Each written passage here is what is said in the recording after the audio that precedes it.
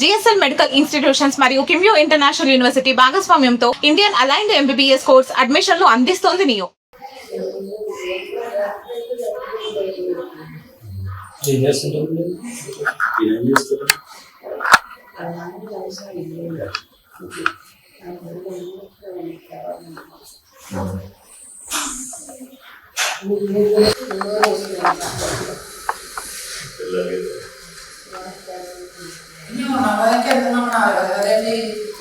చూసాం మాకు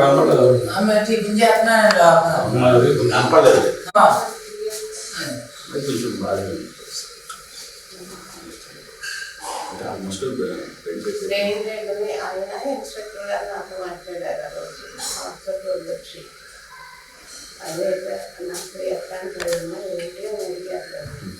బ్రెయిన్ ఎంత అయిపోయింది అంటే డాక్టర్ వాళ్ళు చెప్పారు. ఒక అబ్బాయి బాగానే ఉన్నాడు, కొంచెం అమ్మాయికి అంటే సార్ వెళ్ళిపోయింది.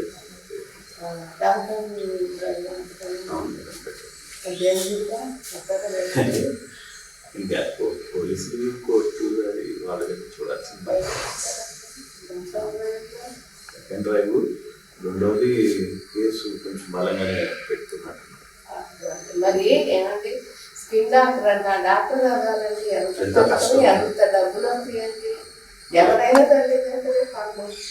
అందులో పీజీ చేస్తున్నాను. అసలు జనరలే మా చుట్టాలపై అయితే ఎన్నో సంవత్సరాలు పట్టిందండి. ఆమె స్కిన్ డాక్టర్ పాపం అమ్మాయి హైదరాబాద్లో అక్కడి నుంచి ఇక్కడికి వచ్చి చదువుకుంటుంది. ఇక్కడ చదువుతుంది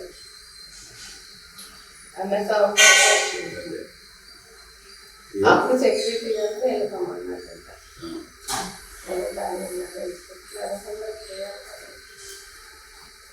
ఆ భక్తులు అసలు ఏం చేస్తున్నారో అర్థం కాదు. అప్పుడు ఇంట్లో ఎలా ఉంటారు మామూలుగా అబ్బాయి?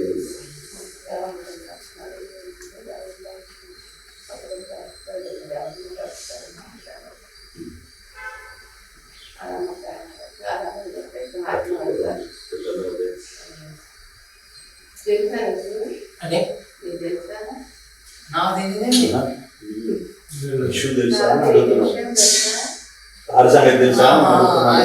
మొన్న చెప్పేది అంతే, మనకి ఏం తెలియదు. మన లేదా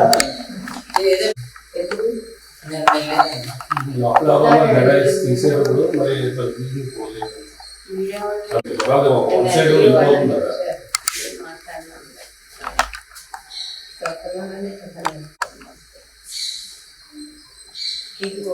అక్కడ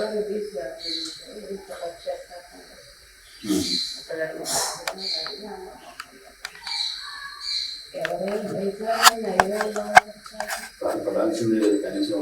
ఇప్పుడు మీరు ఎవరో తెలియదు, మీకు ఎంత బాధ అనిపిస్తుంది, మీరే ఫీల్ అయిపోతున్నారు. స్థితికి రావాలంటే అక్కడ తినాలంటే ఉందా? స్థితికి రావాలంటే ఎంత కష్టపడాలి, ఎంత కష్టపడి చేసుకుంటారా? ఉందో లేదో ఉండాలంటే కోర్టు పెడతారు చెప్తారు. అది తీసుకొచ్చింది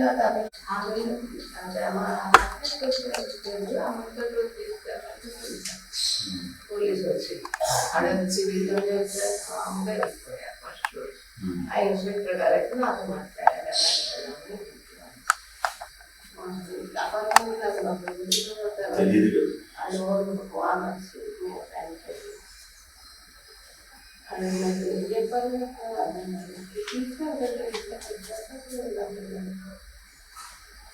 అప్పటికే మనకు రాజమండ్రి పేరులో ఇన్స్టాగ్రామ్లో చూసాం, తెలుసుకుంది ఆయన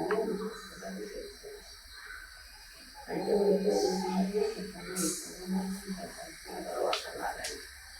చదవకుండా ఎట్లుంటుందండి. అపార్ట్మెంట్ గురించి ఒక తెలుసుకోదని ఎప్పటికీ తెలదా, ఎప్పటికీ తెలదా ఏమో తెలియదు. మన ఎవరు మనకి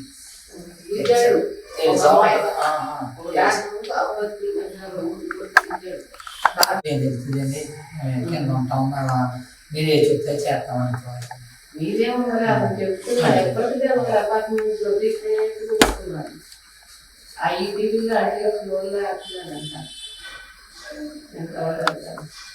నేనేంటి ఆర్టీలు ఆర్టీలు వాళ్ళు వస్తారు ఫాలో అవుతారా మీరు? చూస్తాను ఇదే ఫోన్లో చూస్తాను చూస్తాను నాకు అయ్యే చూస్తాను ఇది మనం తీసిందే బయట అంతే ఆలస్యంగా ఇంట్లోకి వచ్చిందని చెప్తున్నారు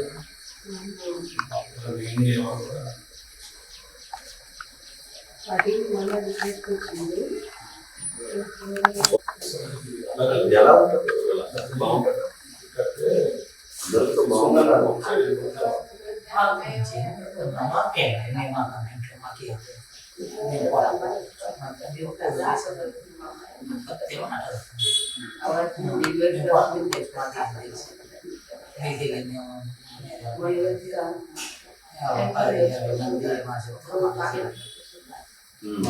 ఇదే ఈఎంఐ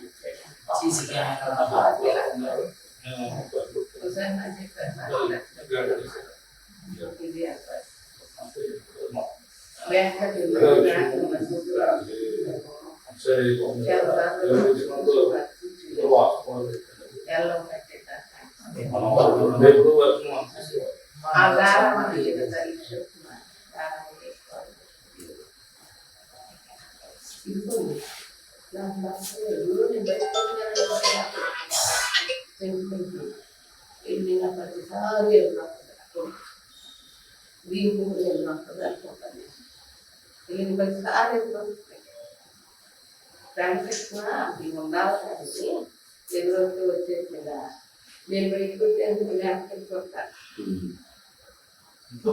క్యాసెట్ పెట్టుకుంటాను ఇప్పుడు ఏమైంది అనుకుంటాను కాసేపు డాడీ మా వంట దగ్గర తీసుకుని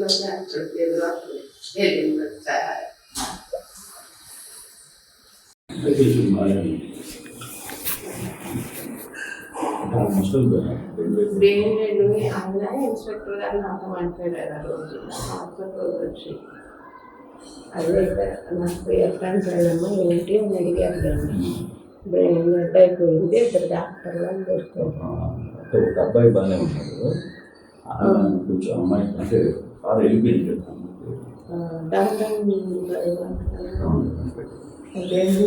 కొత్తగా ఇంకా పోలీసులు కోర్టులు అది వాళ్ళు చూడాల్సింది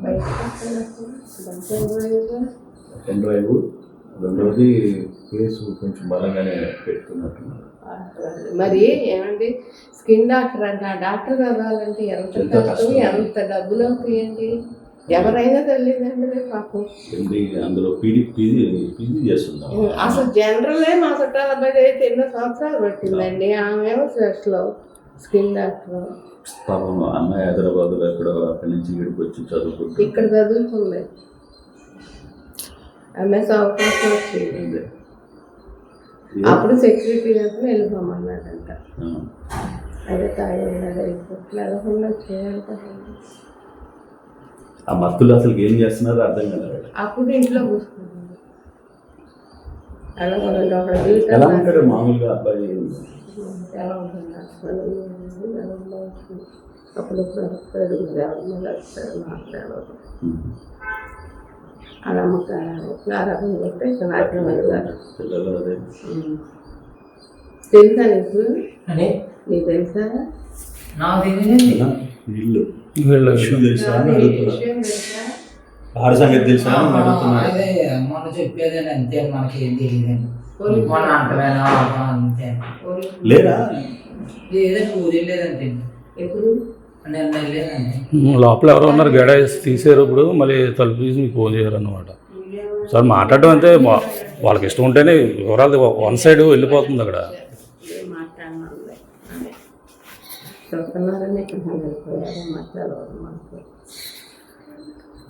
ఇదిగోండి ఆ పిల్లల్ని తీసుకెళ్తున్నాయి ఎంత పశ్చాత్తాపం లేదు ఆ పిల్లల మొత్తంలో కానీ అమ్మ మొత్తంలో కానీ ఎవరైనా బయట అయ్యాను బాగుంటుంది. బాధపడాల్సిందే కదా కనీసం. ఇప్పుడు మీరు ఎవరో తెలియని మీకే ఎంత బాధ అనిపిస్తుంది, మీరే ఫీల్ అయిపోతున్నారు నిజంగా. కాదండి, ఆ స్థితికి రావాలంటే నాకు అంత నాలెడ్జీ ఉంది. ఆ స్థితికి రావాలంటే ఎంత కష్టపడాలి, ఎంత కష్టపడి చేసుకుంటారు. అది ఉందో లేదో, ఉండలేదు కోట్లు పెట్టి చదివిస్తారు. ఆ తీసుకొచ్చింది ఆ తపిల్లాంటి అయిపోయింది కదా.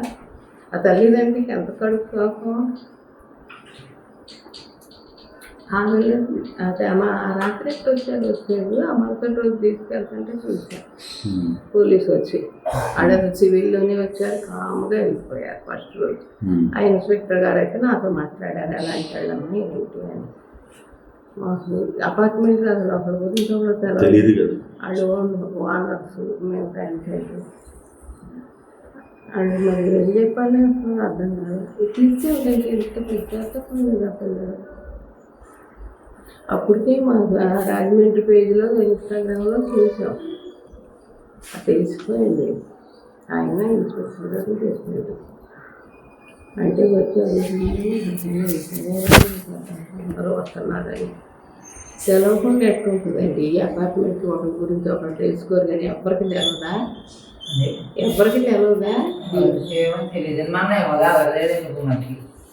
గుద్దాడు అబ్బాయి, డాక్టర్ బాబు బతుకుల మధ్య ఉన్న గుద్దాడు. ఆ కారు లేదుగా అక్కడ, కారు కూడా స్లిప్ చేశారు.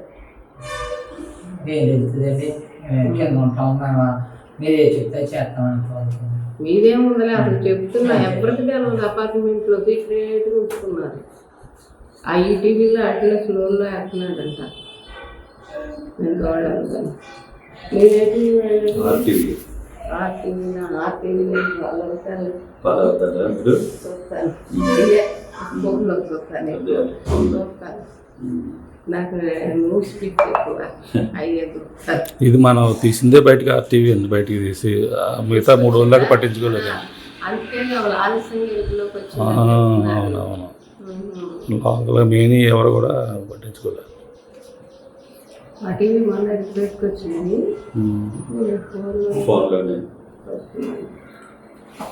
సరే అలాగే సరే మాట్లాడితే జరగదు తెలుసుకుందాను అండి. 1 సైడ్ వెళ్ళిపోతున్నాయి వార్తలు. మేము అపార్ట్మెంట్లో మాకు ఏం తెలుసు.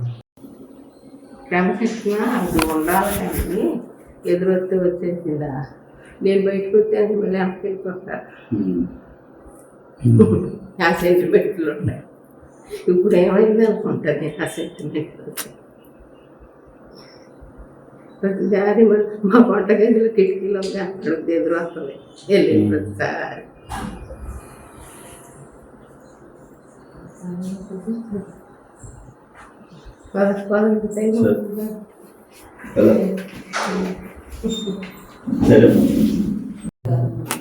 ఎవరు 10-20 మంది మాట చెప్తా మాట చేయాలి. వాళ్ళందరూ చేసింది చెప్తలేదు. అదే మా అన్నమే తెలియదు. అంటే ఇప్పుడు మేము వచ్చామని మీకు ఫోన్ చేశారు ఎవరన్నా? మేము పట్టు వచ్చాను. మా పిల్ల అన్నదండి ఇలాగ ఎవరు పైకి వెళ్ళారంటే నేను గబా వచ్చాను. మీ పైన సాధ కదా, అది నువ్వు చెప్పాలి కదండి. నేను సీసీ కెమెరా ఉన్నారు లోపల ఎవరో ఉన్నారు, మేము తగ్గు కొట్టామని గాడి వేసారు అంతే.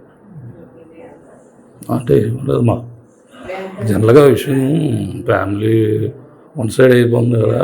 వీళ్ళని తెలుసుకున్నానుకో అసలు వాస్తవాలు ఏంటి అనేది తెలుస్తాయి. అంటే మనం 2 వైపులు వెర్షన్ మనం తీసుకోవాలి. మొన్న వచ్చాను మాకు ఏం తెలుస్తుంది.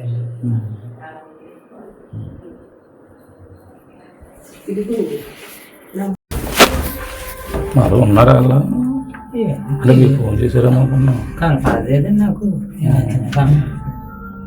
అతను ఏం చేస్తాడు బాబు? మనకు తెలియదండి, మనం ఈ మధ్యన వచ్చామండి. అంటే నేను సంవత్సరం వెళ్తే అందరూ పరిచయం అవుతారు కాబట్టి తెలుస్తుందండి. జనరల్గా ఏదో ఆఫీస్లో చేయడం ఏదో చేయడం ఉంటుంది కదా అదే మనం గంగరాజు గారు. అక్కడ సొంత అపార్ట్మెంట్ అనేది వాళ్ళకి లేదండి అసలు. మాకు మేము ఇప్పుడు మధ్యలో వచ్చాం కదా, ఇప్పుడు వచ్చాం, మొన్న వచ్చామండి. ఉంటే అసలు ఏం జరిగిందో మాట్లాడదాం. మాకేముంటుంది దాంట్లో.